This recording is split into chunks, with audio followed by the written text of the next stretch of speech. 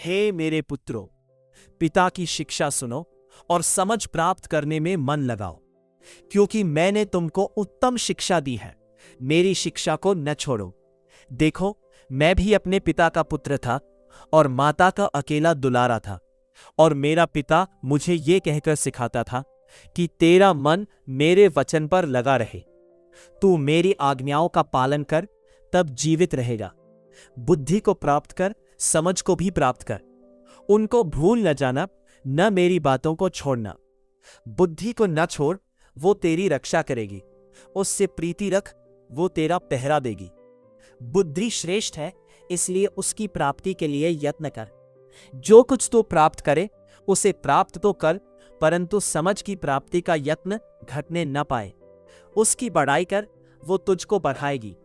जब तू उससे लिपट जाए, तब वो तेरी महिमा करेगी।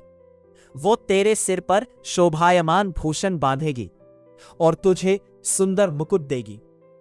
हे मेरे पुत्र, मेरी बातें सुनकर ग्रहण कर, तब तू बहुत वर्ष तक जीवित रहेगा। मैंने तुझे बुद्धि का मार्ग बताया है और सीधाई के पथ पर चलाया है।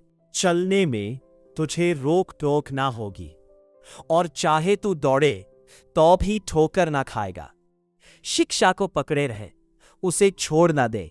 उसकी रक्षा कर, क्योंकि वही तेरा जीवन है। दुष्टों की बाट में पाँव ना धरना और ना बुरे लोगों के मार्ग पर चलना। उसे छोड़ दे, उसके पास से भी ना चल। उसके निकट से मुड़कर आगे बढ़ जा, क्योंकि दुष्ट लोग यदि बुराई ना करें तो उनको नींद नहीं आती, और जब तक सबसे अधिक अपने मन की रक्षा कर, क्योंकि जीवन का मूल स्रोत वही है।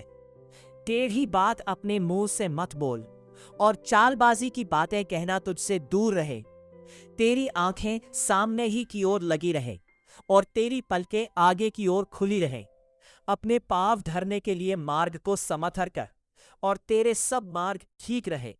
न तो दाहिनी ओर मुड़ना और न बाईं ओर। अपने पाँव को बुराई के मार्ग पर चलने से हटा ले।